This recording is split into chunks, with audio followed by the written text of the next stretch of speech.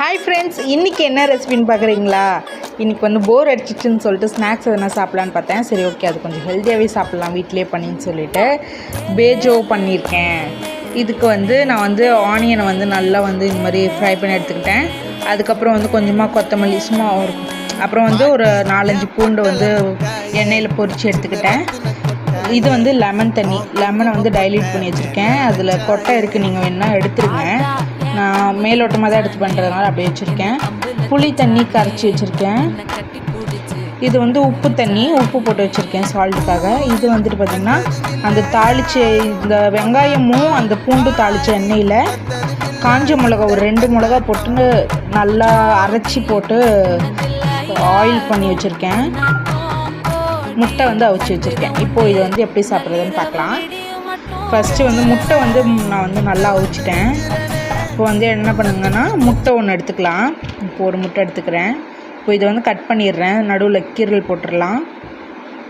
முட்டையில் இந்த மாதிரி கீரல் போட்டுருக்கேன். இப்போ வந்து இதில் வந்து ஆனியன் வச்சுக்கலாம். ஆனியன் வச்சு நல்லா ப்ரெஸ் பண்ணியிருக்கேன். அது ஆனால் முட்டை உடையாமல் பார்த்துக்கோங்க.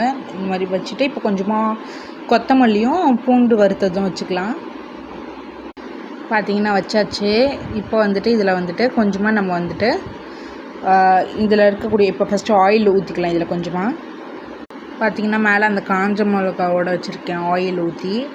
இப்போ வந்துட்டு சால்ட் வாட்டர் கொஞ்சமாக ஆட் பண்ணிக்கலாம். சால்ட் வாட்டர் வந்து நான் கொஞ்சமாக ஆட் பண்ணியிருக்கேன்.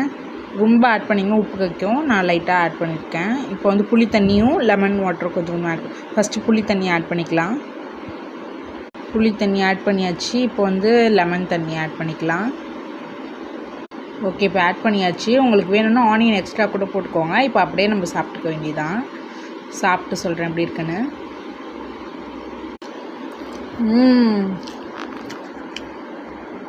நல்லா சூப்பராக இருக்குது. டேஸ்ட்டு சூப்பராக இருக்குது. ஒரே வாயில் போடணும். நான் ஆக்சுவலாக பாதி போய்ட்டு எடுத்துட்டேன். இப்போ இதுக்கும் நான் வந்து எல்லாமே வச்சு சாப்பிட்டு பார்க்குறேன்.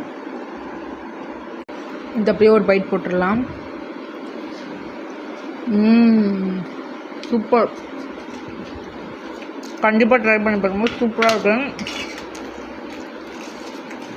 ஈஸி தான், டக்குன்னு பண்ணிடலாம். ஹாஃப் லெமன் தான் எடுத்துருக்கேன்.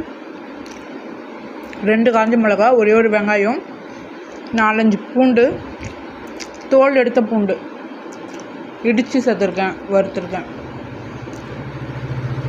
நீங்கள் எத்தனை முட்டை வேணால் சாப்பிடலாம். சூப்பராக இருக்கும். கண்டிப்பாக ட்ரை பண்ணி பாருங்கள்.